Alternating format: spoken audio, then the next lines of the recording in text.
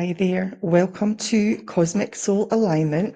And in today's episode, I'm joined by Kanika Vasudeva, who's going to talk to us about how her life changed from being an engineer with an MBA to being a radiant empowerment coach and Akashic records reader, and what the catalyst was to her awakening and how it's changed her life completely. So welcome to the show, Kanika. Thank you so much, Don. I'm so happy to be here. It's nice to have you, and I'm looking forward to this conversation. So, can we begin then with the moment that everything changed for you? Can you tell us about the experience that kicked off your awakening? Yeah, I think a lot of people who go through an experience like this will tell you that there was a very distinct before and after. For me, life was just very sad, really. I was in my mid 30s. On paper, I was doing really well. As in, I was married, I had a kid, I was pregnant with another child. We were doing well. If you looked at the Facebook photographs or LinkedIn photographs, updates, you would feel like life was going on really well. And yet here I was in the mid 30s, and I remember also trying to reach out to some friends because I was totally unaware of what was going on. I knew I was feeling disconnected. I knew I was feeling very dissatisfied with life. And I'd reach out to my friends and I'd ask them, hey, how are you doing? And it is so sad that almost everybody seemed to say, well, this is like the mid 30s crisis, or as you grow older, life just gets sadder and sadder. And I tried to reconcile myself to the fact, but I was just very depressed. I was pregnant at the time. My daughter inside me was nearing 30, 31 weeks then. And the pregnancy was going well, but I would wake up crying. And I didn't even know why. Like it wouldn't, yes, my marriage wasn't going well, but sometimes it wouldn't even be that it wouldn't be that we'd had an argument or something. I was just so fed up of life. I tried my hand at some things. I tried stilling my mind for a few minutes. And as hard as it was, because for my racing mind, that was very hard. I was used to doing things one after the other. So just to quieten my mind and sit still, that was hard.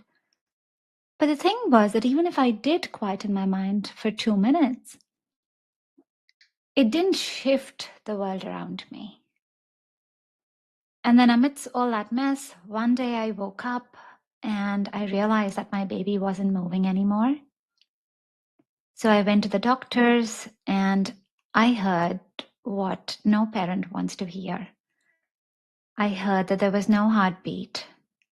And after that, the whole days or even hours, they're surreal and etched in my memory. Like I can really, I can remember what happened and how things happened. But at the bigger picture level, what was really happening was that whatever was wrong in my life previously, I was able to run away from that. Whereas this time, I wasn't able to run away.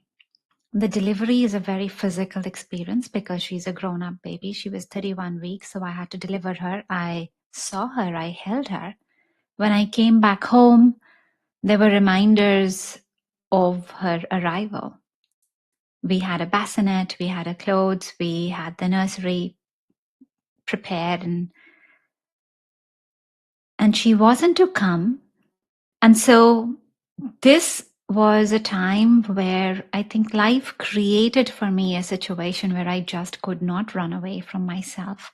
And in hindsight, it is such a blessing. It wasn't feeling like a blessing at the time.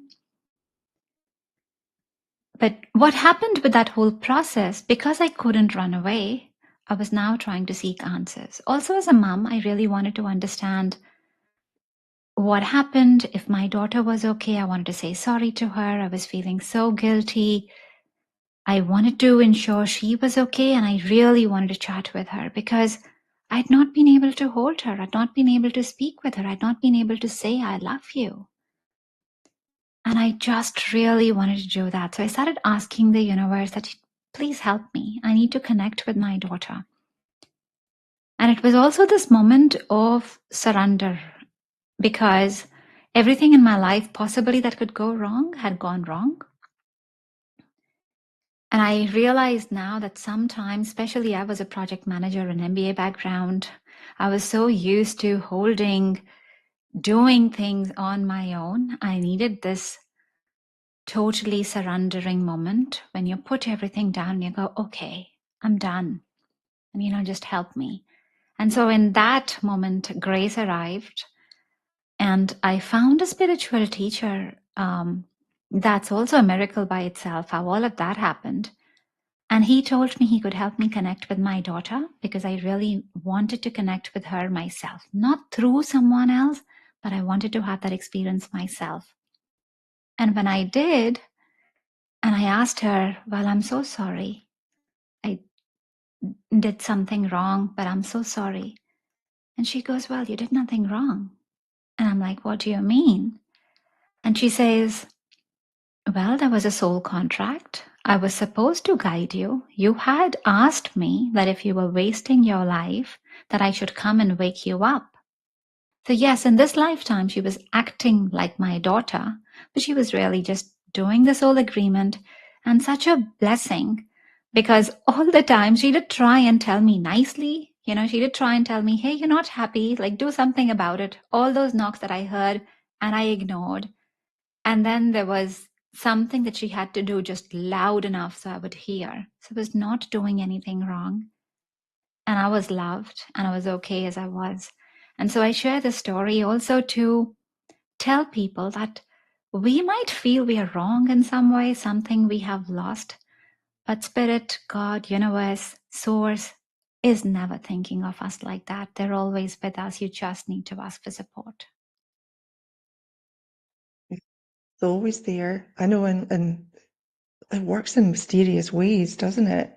Usually when something as traumatic as that, and it means that there's something better for you. And like you said, you're ignoring the knocks. I had a very similar, growing up. Absolutely. I ignored all the knocks, and I had an accident that put me flat on my back, that gave me time to think about my life, my situation, because I wasn't happy at all. So I would say it was strange, but when you have that understanding now, it's a very natural thing. And like you said, she was going to wake you up, and she did exactly that. Yeah, and thanks for sharing your story as well. Because sometimes we're so busy running our lives, Yeah. we think that there's this loop that we have to run through. And so life has to stop us down. They have to find a way to go, okay, how will you really listen now? Yeah. Yeah. Do you feel that your daughter is still guiding you in some way, not just as that memory, but I suppose like an active soul companion? Oh, totally. Totally. Now that I think back at this whole experience, I think my life is so dark and it's so light. And there's a beautiful way she has of connecting as well. When I was just starting on that journey, and I had no experience then in terms of spiritual teachers or any awareness that I was a psychic myself. I had no belief like that. But I think I was just reaching out to the universe as a mom myself. And one thing I had said was that, when I am connecting with her, I really want to know it's her. Like, I don't want to have a feather and then guess whether that is her or something. Or I don't want to just have a sign and go, well, is this her or is this a figment of my imagination? And they're so clever. They're so clever because think about it. I had no physical memory with her. I had never held her. She was just in my womb. What memories could I have with her? And you know how she comes and how I always know that this is her? I used to drink a tea that had licorice in it when I was pregnant with her. So it just has that sweet aftertaste. And I'll get that sweet aftertaste sometimes when I'm driving, sometimes when I'm just doing something. And if she just wants to show up that, hey, I'm thinking about you and this is the right track, then I'll just have that taste. It's something that I just cannot ignore because I haven't had licorice. If you check my pantry, like we don't buy licorice. So it's such an amazing way in which I know this is how she's connected with me. So over the years and understanding more, also tuning into the Akashic records, I've built more of a relationship with her. The work that I'm doing now, it's so totally guided by her. Every year when I write down my manifestations on my vision board, she's there, but she is always there. When I need help, she becomes one of those spirit guides. And I'll always say, hey, Anya, I want to know what happened. Or what am I going to do now? What is the next step? And she'll guide me along with the other guides. Nice. And the look at us, that's your validation that you need to know that it's definitely her. Yeah. So she gives you again what you want. That's super. So if she could speak through you right now then to other parents that are walking through grief, what do you feel that she would want them to know? Okay, that's a deep question. So I'll just close my eyes and just let her channel and say what she would want them to know. Well, first of all, she wants them to know that you've done no wrong, that whether parents are going through grief or whether parents are looking at children who might have fallen down, had a concussion, broken a leg, any of those things. She just wants to tell them that you haven't done anything wrong. It's part of the bigger soul contract of how they were meant to come, what they were meant to evolve. So it's part of their destiny as well. And sometimes it can be different than what we as parents might feel. And then for parents who have lost someone in the body, this is what she wants to remind them, that actually these are really loving souls because they have decided to come into the life in the physical life form and be with you. So they're really invested in loving you, in your soul path, in your growth, and they're around you. You don't have to feel that you are alone. You can reach out, you can ask for them to connect with you. And most of all, and I see so many souls here, they see their parents grieving, unhappy, sometimes feeling as if they are not able to smile anymore because laughing feels wrong. And all these beautiful souls, they just want to say that they actually want you to smile, they want you to live, they want you to open up to the depth of love inside you and the love that life is. That they're watching you, they're just not here in a physical form. They are with you in the ethereal form. Whenever you want to see them, they're there. They're trying in lots more ways than parents can actually imagine. But they are there. You'll feel them. You will know them in the actions that you are doing. And they want you to be happy. Right now, they want you to be happy and live a joyous life. Wonderful. Thank you. Thank her for that message. That's lovely. Lovely to hear. Because yeah, parents do feel guilty for things that happen to their kids. I know I did. If they fell over, it's oh my goodness, you weren't looking after them properly. But no, these things happen. Absolutely. Okay, I Yeah, we know. take. Mhm. No, carry on. What were you going to say? We take a lot of pressure on us as parents. And this is one of the things that I learned after her passing. Even as she was in my belly, I was already thinking out for her. So one of the reasons I was very upset or just generally depressed during that time was because I knew she was going to be a female. And I had lived my life in the manner that society expected us to do. And I, at that time, was feeling that life is somehow a little bit unfair to women. And I was already contemplating life about her. I was already contemplating that life is not going to be good for her and how will I help her?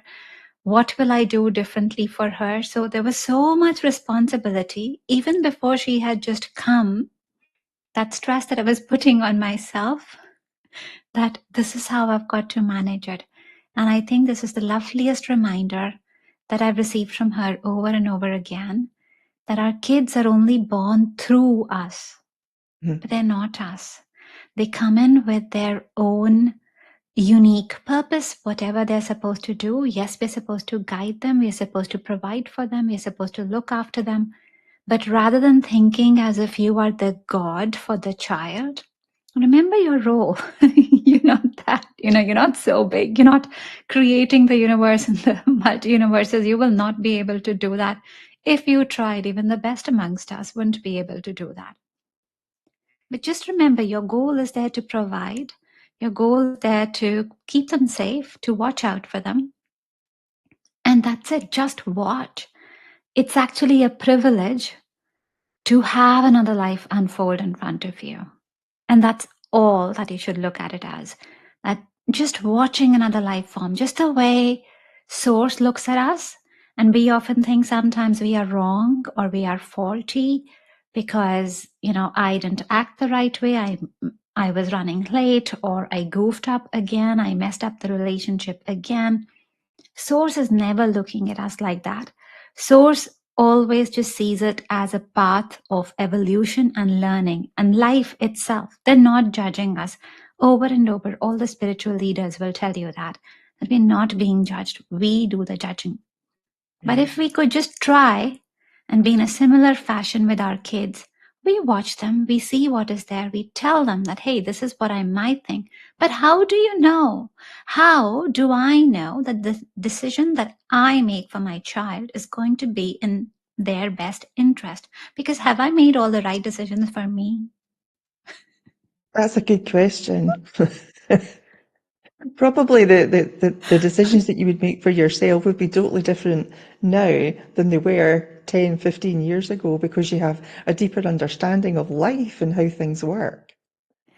Yeah, and yes. But because of that, sometimes I feel that, oh, maybe now, and this is my ego self speaking, it goes, oh, maybe now I know better for my child. But your child has different circumstances. Your child has a different soul purpose. Maybe you want them to go dancing, or you want them to take a certain subject, not be with another friend because you dislike that friend. But it is totally possible that your child is supposed to learn from that journey. So instead of evaluating, instead of judging your child, why don't we allow that place where they go and they do their thing? And yes, as the observer, you also get to say, hey, this is what I think about your friend. This is what I think about this course of action that you're going to do. But how about we just let them be and just observe, be there to support, be there to guide, and not have the pressure on them. Because wouldn't it be amazing if we were all allowed to just live as ourselves, and instead of trying to control their early years and have them live by the book, because we're teaching them compliance, we're teaching them how Yes. to not be different. Instead, if we allowed, imagine, yes, they'll make mistakes, but they've got you to support. They've got you to say, hey, don't worry, let's get up, let's have an ice cream, let's talk about something else, or we'll come back to the feelings.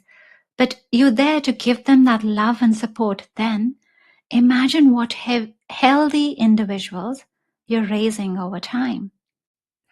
Because they grow up, they're not as afraid of failing. The number one thing that keeps all of us back is fear. Anything. The bottom line is fear. I won't do this because I'm so afraid of being seen. I won't do this because I am afraid that my friends will not like it, society will not like it, that I will make a fool of myself. We are afraid. If we just gave them permission to be Themselves. then how amazing would the world be? It'd be wonderful. So observe your child and guide, rather than direct that child or force the child to go in the direction that you think they should be going in, and guide them in the direction that they're naturally flowing to. And just observe them in the minute, and be grateful for what it is that they're doing, that they're expressing themselves, which is it's their whole purpose for being here, isn't it? Self-expression. So yeah, observe, guide, and just have gratitude for what's there, what's in your life. That's wonderful. Yeah, and I always love to see kids in general. I think kids were always close to me. They're probably just closer to me now. I think of how accepting they are when they're born. The first time when they look at anyone, they're not really distrusting. They're not looking at your face and judging that, hey, do you have the right to be my mom right now? They accept. They go, okay, you're my mom, you're my dad. They're not really judging you. It's we do that. And then we teach them that. We bring the fear, we bring the comparison, we tell them that in some sense you are less than. And then they grow up, and all of us have had the same experience. We grow up in some sense and we feel not enough. Because we're But being what forced in if a there was, direction that's not natural for us. We're forced to live by other people's rules. yeah, and what if we all could just be how we were? And I especially talk this to all the parents who have kids with any disabilities or in some sense they're perceived as dyslexic. Because if the world did not have Steve Jobs, he was dyslexic, for example, if the world did not have them thinking that way, or Picasso's parents told him that, no, you need to really think about science and the laws or nature of science, imagine how the world would be. We all needed to be different. We all need to not have a world only made of oranges. We need apples, berries, Yeah. plums, all the other things, and maybe non-fruits. If everything was the same and we all had to like the same thing, the world would be really boring. I know. I Very know. And boring. yet we compare and we go, okay, I'm an orange, you're an apple, I don't like you. Yes, we have And other things for comparison here. but also sometimes it's not even the apple who's saying that, hey, you are wrong because you're an orange. Sometimes we will feel where we start feeling not enough is we look at the apple, we go, okay, now I'm not the apple. I don't taste like the apple. So we do it to us. We compare and we feel, oh, we are lacking somewhere. But instead, if we brought that light back to ourselves and said, I'm an orange, even however you feel, maybe you feel that the orange is really big or small, or the shape is not good, or the taste is a little bit different than other oranges. That's okay. But just accept that you are the orange, because we wouldn't be here if this bigger force was not flowing through us. So energetically, we are made of our ancestral energy, like the DNA that's coming from our ancestors. And then every day, think about the food that you're eating and so on. But we all have energy converted flowing through us every single day. It's the air, it's the water that gives us that. So it's the wider life form where all our energy comes from. And for us to be getting that energy, we must be so worthy in some sense, because what is the use otherwise? Why will that energy flow through you, through me, if we were not divine in our own right? There's no mistake there. We are worthy. No, agreed. Let's talk a little bit about the Akashic records, because I know you read the Akashic records. So, firstly, from your perspective, can you explain the Akashic records? How would you describe it? I would describe the Akashic records as like this mystical library that contains the information about everything. And the pictures in your mind, they're going to be whatever you want them to be. Different people will describe the Akashic records as looking differently when they go into a place. Some people will have a really modern feel to it. Some people will have this old ancient library kind of feeling to it. And this is beautiful because all that imagination is a result of what we want it to be. But in general, however the imagery for you is, It is just containing information about anything and everything. As in, if I'm looking at your Akashic records, for example, I'd see what your current life is, what the patterns are, and how the patterns have linked to your past pieces, to your ancestral pieces, to your growing up years. If I maybe explain that a little bit here, because sometimes when we say patterns, it is it's explanatory, but not fully always. But think of Google or perhaps Facebook, and let's say you could go to their insights and you could just see what they were reading about you. Now, if you went to Google, it would say, all right, these are the most used search terms. These are the most used articles. These are the most visited websites.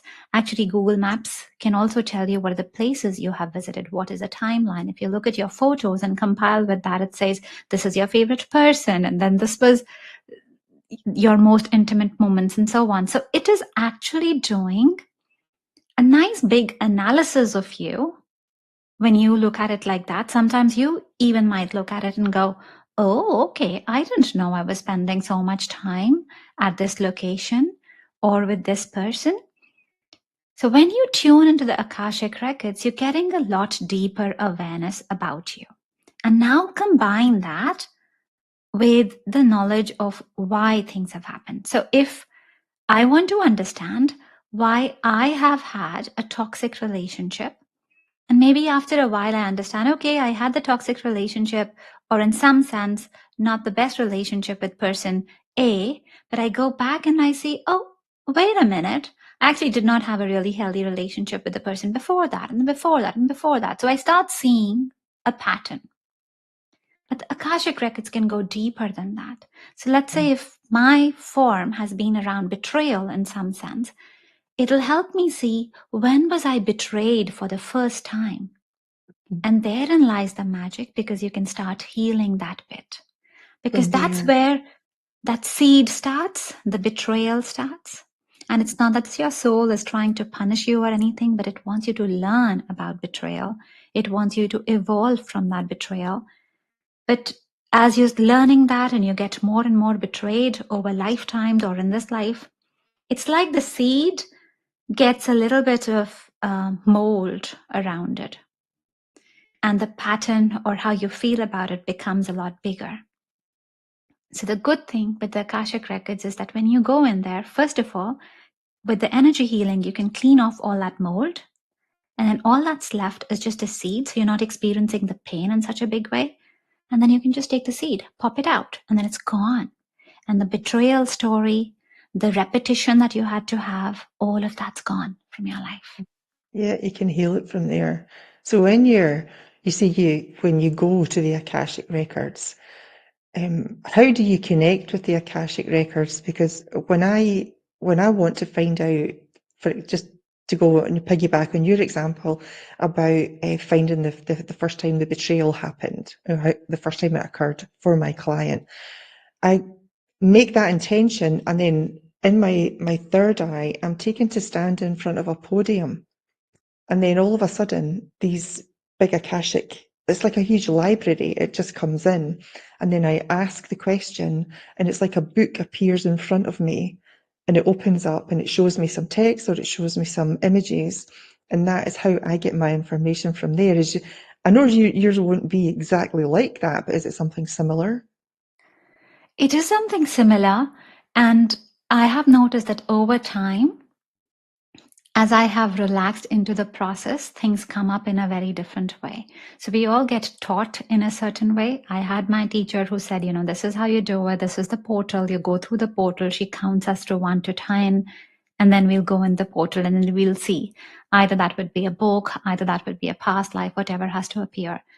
But now as I've relaxed and I think understood my own channel more, it just comes as it comes. Sometimes I'll be shown a past life. Sometimes that would be the ancestors. Sometimes it'll just dive in first into their inner part, whatever needs to be healed then. Yeah, if I really think, okay, how does it usually happen? It's similar, I am tuning into my third eye. I'm closing And it's very funny how the images appear. I might not see the full thing. Sometimes I might just get messages other way, but other times I'm just seeing the image and I start following a little trail in the image. I might follow a hand, I might follow where they are, and that just shows more and more. But it is really a channel or relaxing experience in the sense that the more I let go, the more I surrender to the process, Yeah. the whole magic just doubles up. And it is amazing because you would have learned some healing modalities as well. So when I'm healing my clients, there are times where I feel like, okay, I'm doing it. This is how I've learned it. So let's do this in the spiritual body and I'll do that.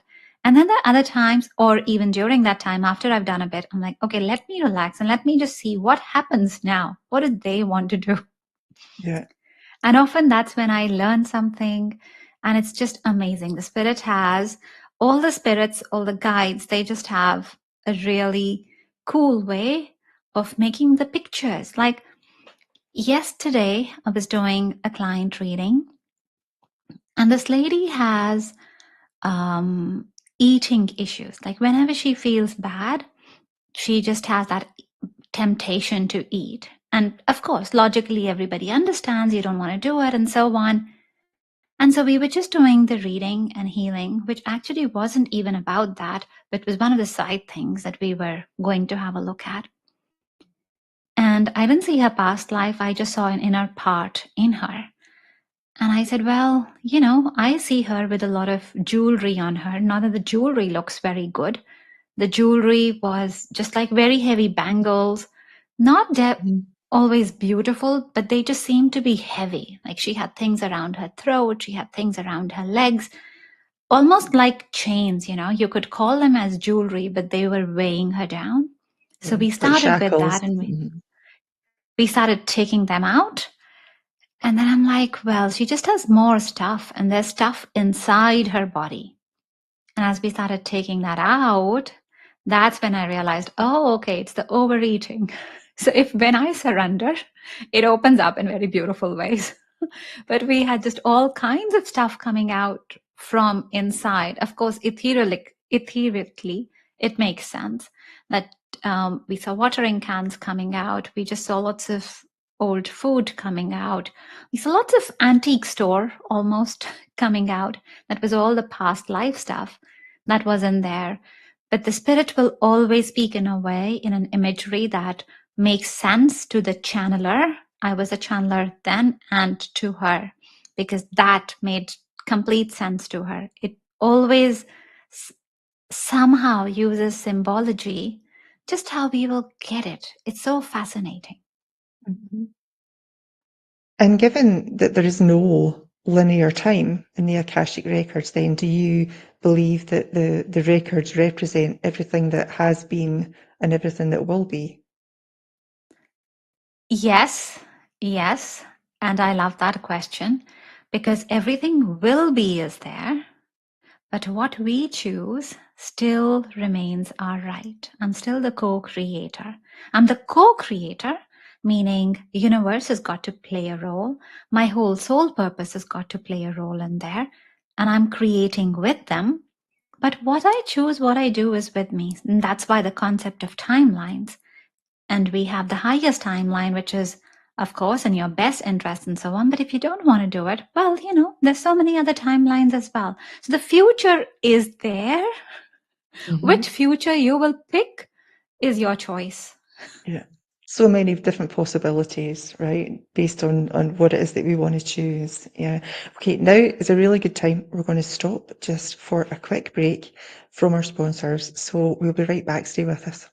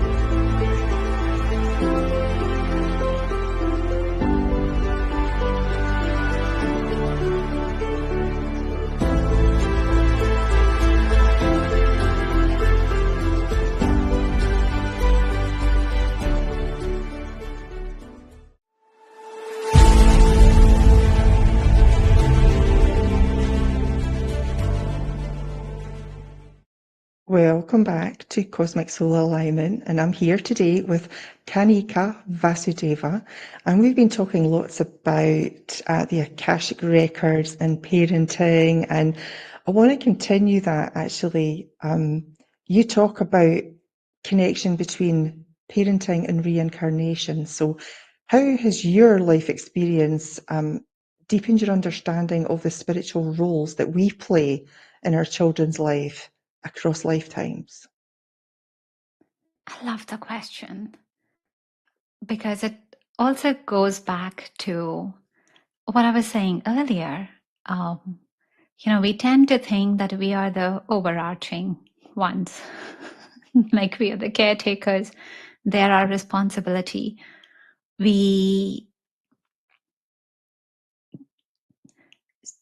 And that leads us to stress, but also what it does is it just does not allow us to grow deeper. If I look at my daughter, who I lost, she was a daughter in this lifetime. She's actually been my oracle teacher previously. So she's taught me how to open my channel, and just makes so much sense that she would be the one who continues to guide me. She is the most loving teacher and the most tough love person that I know as well, because she taught me how I needed to learn. She knew the tricks. If I look at my son, our relationship now, of course, he's younger to me. I'm the mother, so I'm looking after him. But if I really evaluate the soul contract, and every relationship is like this, might not enjoy it at times, we might love it at times, there's always a give and take. It might feel different, but there's always a give and take. What are you learning? With my son, and God bless him, he is there, still continues to be there to teach me how to be happy. Because when I was going to this really dark time, he was a little bit above 2 years. And while I was so much in grief and I just couldn't look at him, and I would be crying, my eyes would be welled up. As a 2-year-old, he wouldn't understand, and he would just give me a toy. And if I did not cheer up with that, he would just pick up another one. And he was very confused, genuinely confused. Like, why can't you be happy? I didn't understand. But I, at that time, was grieving the loss of a child. And how perfect was it that as I was grieving life, the loss of life, I had a little one who was showing me what life was about. It just could not have been more perfect. So he was there, and when I would tell him, even during those days, and I would say, hey, it's time for a shower. And then if he wanted to play, he would go, okay, how many minutes? And let's say if it was 2 minutes, he would just make the max out of 2 minutes. I actually remember one time when I said, well, I needed to remind him again. I said, well, it's just 1 minute before you go into the shower. And literally 1 minute, he stood there and he just jumped. Like 1, 2, just kept jumping for 1 minute, because he was so adamant around squeezing every life out of that 1 minute. And I share this story because this is how we are. There's a moment when we are born, this is how attached we are to life and to being happy. So that's why I chose him, because in general, I'm a more serious soul, and this is what I love. That this is what I receive from my son. Sometimes the same thing becomes, as we're growing up, the same thing becomes like, come on, just listen to me, just do what I'm saying. And he still reminds me of joy. So with all the parents, also all our relationships, they can be triggering, they can be loving, but we should think, what is it that we are truly learning from them? Because we wouldn't have the soul contract otherwise. There's something that you are learning, even the ones where they are really heartbreaking. Every heartbreaking relationship that I've had, if I go back, there's always something that I've learned from there. Mm-hmm. And sometimes I haven't learned fully, so I've learned the lesson again. And hence soul contracts, or how we define our relationships or parenting. There's always something you're learning from your child, even if you feel like you're really caring for them. even let's say your child is just a high need child for whatever reason, they're neurodivergent or incapable in some way, and you just need to fill in for them. Think about it not at the surface level of what is really happening, but go a little bit deeper. What are your kids teaching you? Maybe, and if I look at myself, I had this earlier, and hopefully it's getting better now. I used to be a real perfectionist. I wanted things to a certain standard at some time. And what I have learned over time is to appreciate the beauty in imperfection. So your kids, your better halves, the people that annoy you could be teaching you something similar. They could be teaching you more around unconditionally loving someone not for the perfection, not for how they are fitting in with the society, but loving them regardless.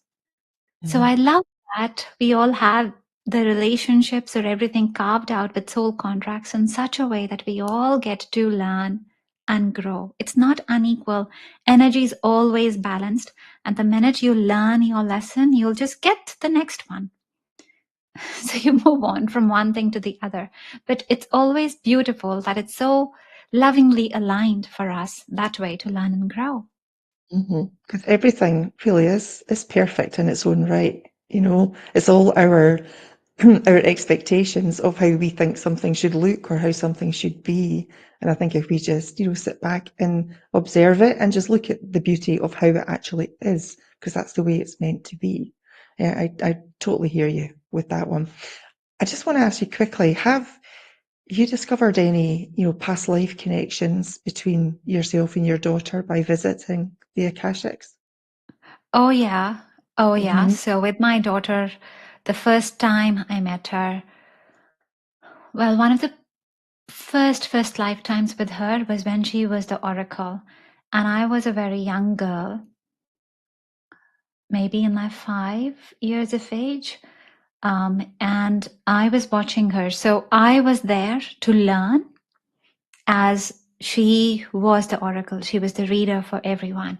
So I got to learn from her. And very early on, one of the things that I saw was that when she spoke the truth, and if somebody else did not like the truth, sometimes those people would get really annoyed. So it's that's going a little bit into my story around how I need to learn and what I've needed to own up. So when I saw her getting hit, like she had an energetic shield and she did not actually get hit by the person then. But for me, I was very young when I watched that happen. And already I was thinking, okay, maybe, sometimes it's just safer not to speak the truth. So I grew up, and then as the reins were handed over to me, and when I became the oracle, first of all, I had disaligned myself from the truth in some sense. So my channel wasn't as open. I feel that our channeling, our integrity has to be really high. There's a lot of things that we can do, and it falls upon us, as I'm learning more and more every day, that it falls upon us to say it with the truest authenticity and compassion, but bring it out in the word. But that time, what happened was that I saw that and I just got scared and I started not operating from that full truth always. Maybe I would tell them the truth that they wanted to hear, and I would keep away the truth that I would see. But I felt out of fear for my life that I should not say it. So that led to other lifetimes. And so now this has been the journey with her to come back and then learn more about being in the truth. It led to that whole cycle around people pleasing where it became so much about letting others be okay that I forgot my own voice. It was around, okay, what do you want? Slowly when you start disconnecting from your truth and authenticity, you actually start losing whatever you are. Lose So yourself. I lost my way. And I had series of lifetimes where the betrayal happened again and again because I had to rise through that. I had to love myself through that. I had to come to my conclusion that I wanted to own my truth and authenticity despite everything. So now I'm glad to be in this space. And also there's like no death happening in this lifetime for speaking my truth. At least that's what I see today. But that's my commitment, that whatever everyone wants to hear, whatever is in their highest truth, whatever I'm shown is what I will do now. That's the integrity, that's the respect for the channel, for recognizing the light that flows through us. Because you and I, we are people who are of service. We give out what we receive, and hence that receiving has to be totally in harmony, has to be totally forwarded, if you will. Because if we keep that, if we contain that, then we are disconnecting. So that's what I believe in more and more. And this is where she comes in. And it's also wonderful to have her as a teacher and as a guide now, because our current life is a sum total of the previous lives or experiences that we would have had. So now she's coming to me. Now I'm able to remember and I'm able to be in touch with her more. So that is such a blessing. If it was just the ordinary experience, life would have gone on, but I'm richer because of the hardship, or I'm richer because of the awakening. Sure. Fantastic answer. We've got a few minutes left, but I wanted to ask you about we clear our ancestral trauma. Okay, for example. So just say we've got children and we don't want to have any more children. By healing ourselves of these vibrations that have been passed down ancestrally, if we heal them within ourselves, does that stop our ancestral line, or are those patterns still in our children? So we haven't really stopped it. How do you think about that?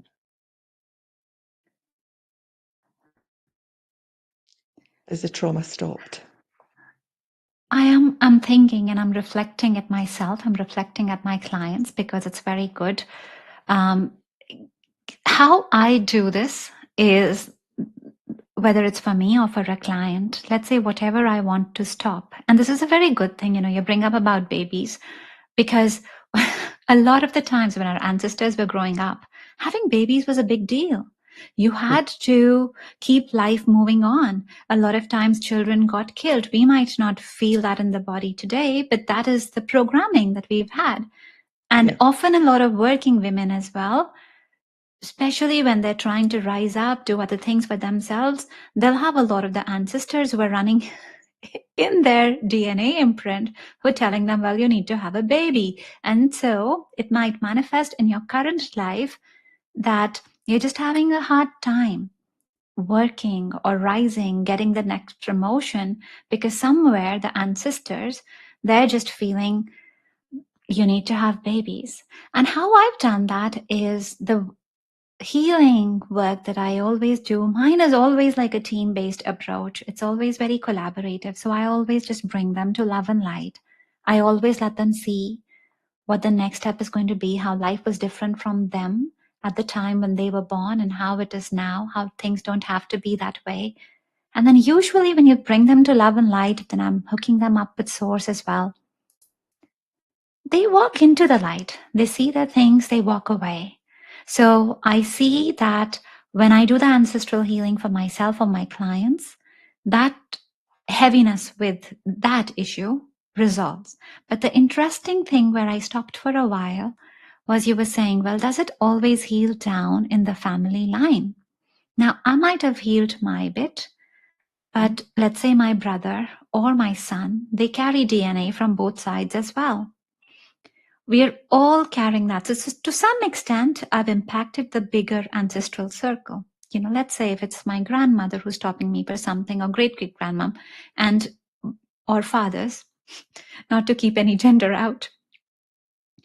But let's say I've healed them. They might have certain other expectations from my brother, or there might be some other things why they're still tied up there. A lot of times, though, the impact is that when I've cleaned it, if it's my grandmother and she needed to have kids, once I've talked to her, she's not going to do the same thing for the others. And you see that in the visions as well.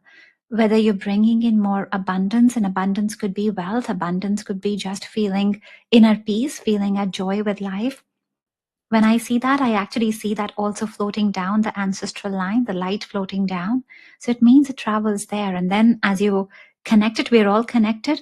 So as I look at my siblings or other family members with that, you see them getting from their roots as well. But everybody who's incarnating has ancestors, like we say we share the same ancestors in this body. We also share ancestors from previous lifetimes that we've had. So it's those overlaps that would have not been healed, but a lot of that otherwise, the major bulk of it in the physical DNA body form would have been healed. I like So that I'm answer. saying a lot of yes, but there could be other things that are still needing cleaning. I like that answer. It was very deep. I did like it. Okay, we're out of time.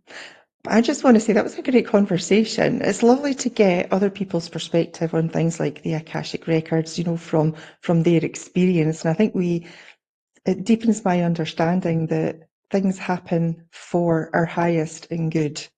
It might be, as you said, it might have been a horrible experience at the time, which of course it is. We're meant to experience that pain and of that experience, but it picks us up. It picks us up. It helps us to open, crack ourselves open and expand spiritually. And I think that's a wonderful thing. So I want to say thank you for coming on the show.